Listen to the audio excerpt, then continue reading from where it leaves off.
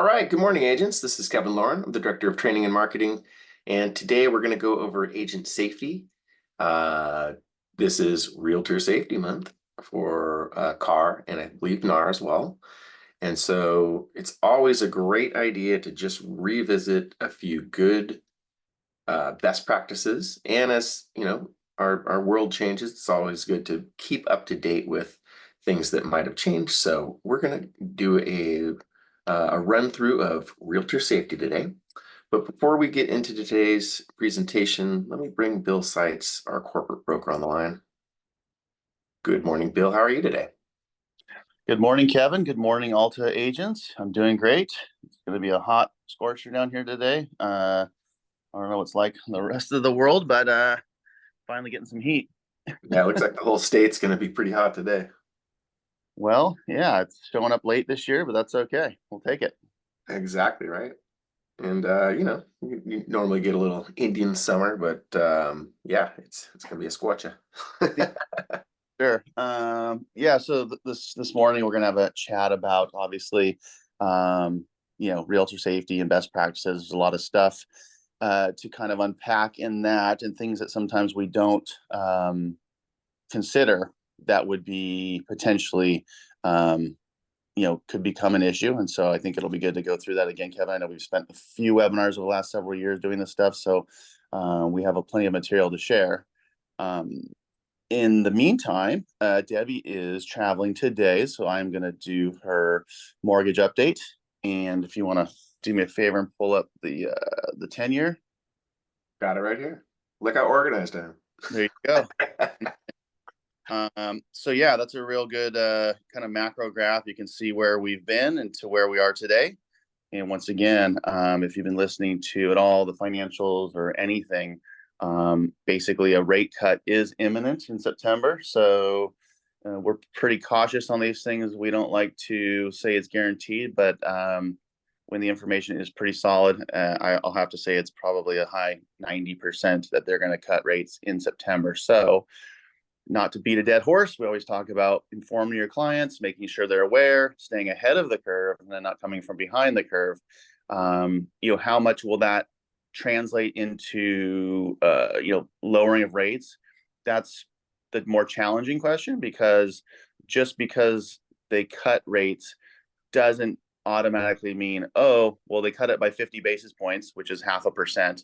It doesn't necessarily mean that that's going to be a direct one-to-one translation. And well, 6 to 5.5. That's not the way it works. There's a lot of influences and factors and forces that are driving interest rates. The bellwether is the 10-year Treasury for the most part. You can tell which way they are moving typically, but there's also what's called the MBS, that's mortgage-backed securities, and these are the loans that are being traded in the market. Loans, as we all know or should know, are being bought and sold, packaged, resold. That's why when you get a loan with United Wholesale, and then 9 months down the road, you find out that you have a new servicer, right? Or there's somebody else that's handling that. So there's a lot of things that go on behind the scenes, but generally the trend will obviously be that the rates will be continuing to come down. So I think everyone should be prepared for that. And if you look at the graph today, we are now below 3.8. I think it's 3.79. Mm-hmm. So that's encouraging. And you can see that it's really stayed below 4% all of August. So, the trend is continuing to go down. I saw the rates were improving this morning just in my pricing that I get every morning with the mortgage side of things. So, that's our mortgage update. But one last thing, actually, hopefully everybody was paying attention last week, because Debbie did go through the concessions and what's allowable and not allowable. And so it's really important to note the key takeaway from last week was you can now, VA, conventional, FHA, whatever, they are allowing up to a certain amount above and beyond the maximum concession for a buyer to be paid by a seller. So that could be your compensation. Keep reminding myself not to use commission. That's let's use the word compensation. So that is a really good thing for you guys to understand, is that you can write in that concession amount, which can cover your compensation. So yeah, that's it for that, Kevin. Off we go into the safety world. Absolutely. And I did put Debbie Zacconi's phone number and email address in the chat. She's easy to get a hold of. And here's her stuff right here on the screen. So let's switch gears here. Let me share my graphic with you guys. One sec. I got the team up this morning. I got the team up there. There's us. All right. So we work in an environment where we are working with others. We're working with the public. We're working with people we don't know a lot of times. Many times, of course, we have warm referrals, and we're working with somebody that we know or a friend of a friend, and that's all great. But a lot of times we're meeting with people that we have no idea who these people are, right? So really important that we just take some safety things into consideration when we're out there in the public. So as an agent, we want you to know that we believe that your safety comes first. There's nothing that takes the place of your safety. So we just want to go through a few things here. So the first thing we want to, and I'll just read this real quick. So the majority of people probably would not walk into a secluded house with a stranger. We do it all the time, right? That's why the National Association of Realtors, along with individual brokerage offices like Alta Realty Group across the country, we're reevaluating techniques for promoting agent safety. So the initial, so the first one that we're gonna talk about is set the initial meeting with clients at a public place. Don't be like, all right, we're gonna meet at the house, and I have no idea who this person is. They could be, looking to rob me, harm me. So first thing we're gonna want to do is meet in a neutral place, in a public place, right? And this is a good opportunity for you to take a copy of your client's driver's license. And so, and just take a picture with your cell phone, have the person fill out your prospect identification form. And now we are filling out the broker agreement, the buyer broker agreement. So this is a perfect opportunity for us to, with this, new broker buyer agreement that we're needing to do, let's integrate that into our safety practices too. So we're going to utilize that as a tool to make sure that we're, letting this random know that, okay, this is our process. I'm a professional. This is my process. You're going to be, signing this agreement.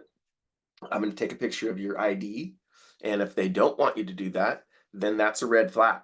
And you probably, in any of these things that we talk about there, we're going to be looking for red flags. So when you see a red flag, I don't want you to take my information. Well, we're not a fit, I'm a professional. This is the way I do business. And so sorry, sir or madam, we're not going to be a good fit. So that's a very, very good first thing. So also, as you're doing that, we're going to record that information electronically. Number two, record the new client information electronically.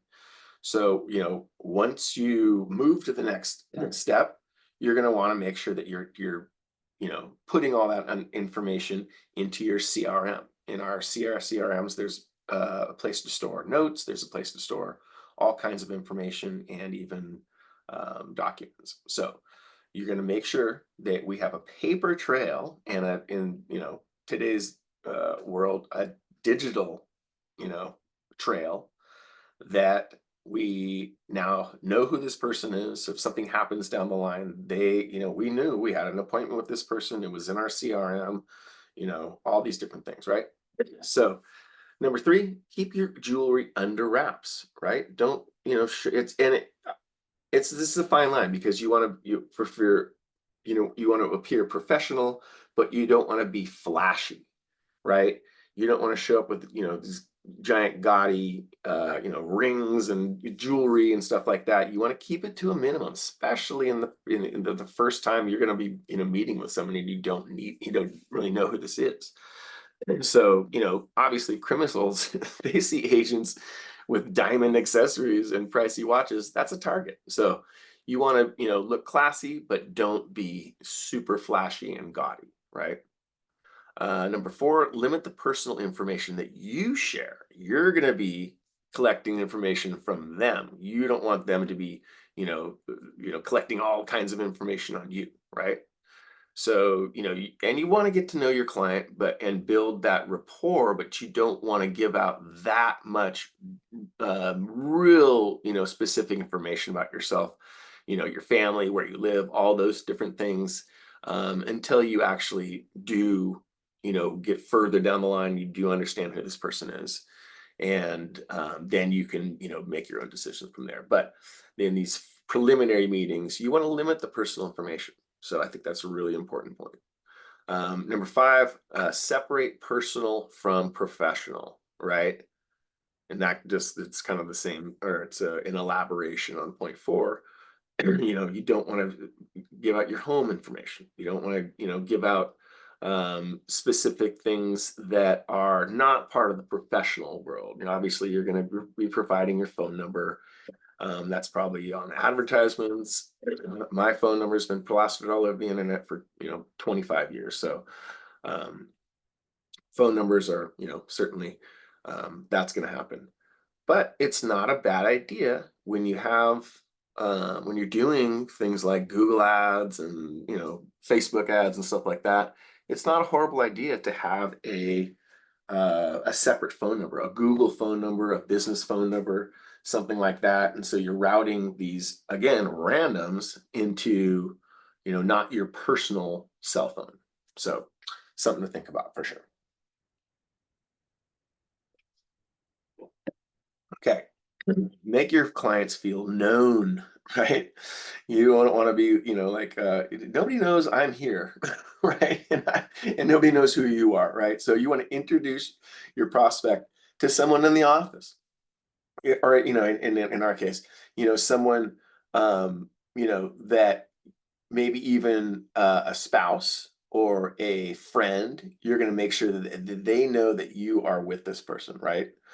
And somebody that is a would-be assailant, they want to stay super inconspicuous, so they can avoid detection. So if there's more eyes on that person or more information, the less likely they feel like they'll attack. So they'll, if it's truly a predator, and they see that you are on the phone with somebody. Yes, I'm with this prospect, I'm with John Smith. They're gonna go, oh shoot, my cover's blown, I'm maybe not gonna try anything. So part of that is, of course, number seven, let someone know your plans. And so that's kind of the same thing, but you're just letting um, someone know that you are with this particular prospect, and this is my plan. I'm going to be there, showing property for, this amount of time. And then it's even not a bad idea to say, I'm going to text you when we're done, and it should be by this time. And so putting in those little safeguards, it's just going to help you stay safe. And, um, when you have a plan, you're going to be way ahead of somebody that is just kind of, going along and not really thinking about these things. So just the fact that you're thinking about these things, you're making a plan, and it's part of your process, you're going to be way safer in the long run. Help your brokerage keep tabs on you. Yeah, why not? You could even, let me know or let somebody in our office know. I have an appointment with this person, so not a bad idea. Don't list properties as vacant, right? You know, that's an easy target for all kinds of different scammers, right? Especially these days with, squatters and that kind of stuff. So you don't want to list your properties as vacant. So never park in the driveway. So when you're showing home, this is a great one. This is what I've been talking about for years. But when you're showing a home, it's safer for you to park at the curb in front of the property instead of in the driveway. This allows more visibility to neighbors if there's a conflict, right? It's also easier for you to escape if you don't have to back out of a driveway. And if you're in the driveway, it's easy that the prospect or would-be assailant could block you in, and then it's harder to escape. So you want to have an escape route. Okay. Showing property during the day. Yes, very, very good idea. But this is kind of why we do, and I think why NAR does Safety Month in September, because we're taking a look at, shorter days coming up, winter. And it's not as easy to show properties, during the day. And in the wintertime, I know it slows down, but certainly people get off work at 5, it's already dark, or getting, dark right about then. And so that becomes a lot more difficult, right? So if possible, you do want to show properties during the day. If not, you want to take extra special precaution. Choose a safe word or code.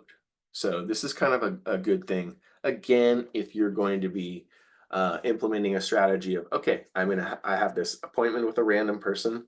I'm going to, use a buddy, for lack of a better term, but anybody from, a friend to a spouse to, even like I said, even, somebody in our office.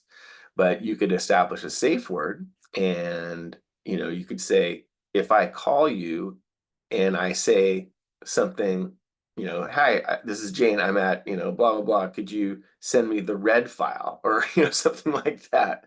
That could be like full, distress, and alert somebody that you're in danger. Or if you think you're like, if something just looks, feels weird, you could just make that phone call, make sure that somebody is all right, no, alert, on my way, or calling somebody that can get there quickly, right? Leave your belongings in the car. Yeah, don't take all your stuff into the house. Lock it in the trunk before you arrive. Make sure that you have your cell phone on you at all times, of course. It's also not a bad idea to have that person that is kind of your safe person, or your partner in safety. Have them on speed dial. Have that phone number already up, so you just have to, turn your phone on and it's already right there. And so you could just, hit the call button and away you go. Have a security app. That's not bad either. So there's all kinds of apps that you can, buy online. There's probably even a few that are, quote unquote free, and then they, probably advertise you and all kinds of fun stuff. But you can, install a panic button app on your phone that allows you to, call for help. And those can be configured in, a whole bunch of different ways. They can call the cops immediately. They can simultaneously call, a family member or a buddy. Let the client walk in front. So when you're showing the house, you want to lead the prospect ahead of you. So you want to, like, think of Vanna White, in Wheel of Fortune. You lead them ahead. You say, oh, here, you go into that room, right? And so they go into the room ahead of you. So you don't want to put yourself in a position where you are, trapped between nowhere to go and the quote unquote assailant, or the would-be assailant, right? So you want to make sure that the client walks in front of you. You keep an eye on them, but they go into the room, you're in the doorway, and you have a way out, right? So um, avoid attics and basements. Same thing. If there's an attic or a basement, hey, you want to go check it out? Go for it. I'm going to be over here, near the exit, ready to leave if I feel uncomfortable. So attics, basements, any area where, there's no other way out but the way that you got in, stay in the doorway, stay in, the entryway and the exit way. Look around your car. When you're getting into your car alone, especially in the dark, look in the back seat and under the car. Lock the doors immediately when you get inside. So really good, just easy kind of safety things. Most of this stuff should be common sense, but it's great to go over. Dress for the weather. Your car breaks down if you need to escape a dangerous situation. On foot, you'll need to be dressed appropriately. So, in most cases, when you're just showing property, like, probably not a good idea to wear, like, high heels or something that you can't, running, really. Take a self-defense class. Sure, not a bad idea at all. There's all kinds of great local self-defense classes.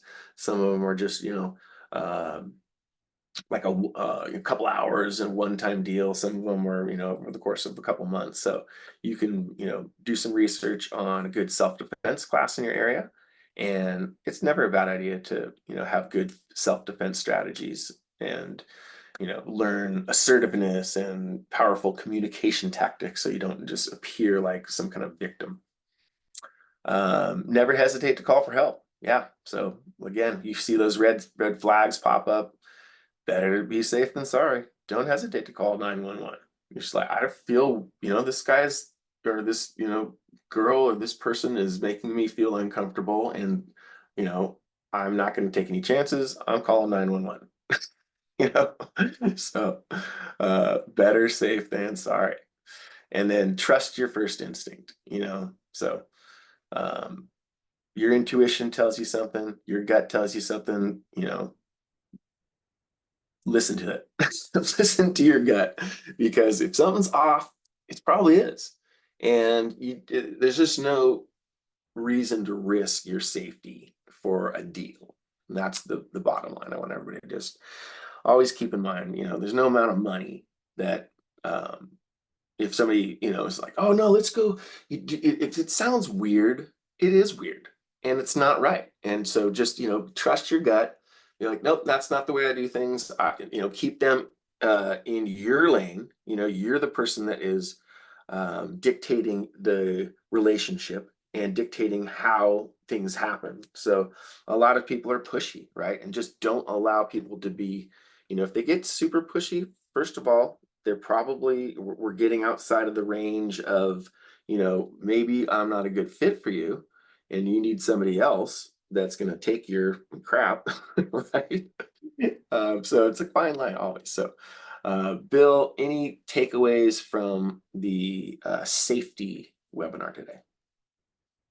Well, I think a lot of these scenarios happen more frequently with buyers or would be buyers because obviously if you're working with the seller and you're taking a listing, you probably have vetted them, you've researched title, you figured out, yes, they own the home, you know exactly where they're going or what they're trying to accomplish. So a lot of these scenarios would happen with people coming in from open houses or lead generation, or those of you that work with leads. And I would say a huge part of avoiding any possible um, potential incident, is getting a lot of the qualifying done on the front end. Because if you've gotten them pre-approved, right, you've had them speak to, let's say, Debbie or any other lender, um, you're going to know a lot about these people. You're going to know what their income is. You're going to know what their assets are. You're going to know their family status. You're going to know a lot of things about these people. And if you know that kind of information, I think you're going to reduce a lot of anything that could potentially happen, because people aren't going to go through that process. And I mean, could they? Of course they could. Things can always happen, but statistically, that would not be the case, right? Nobody's going to run through that full, giving you W-2s and and pay stubs and tax returns, and then turn out to be the boogeyman. Most likely, that's not going to happen. But if you get a sign call, or you get someone come in trailing at the end of your open house, or Mm-hmm. those scenarios are where you probably need to be the most vigilant.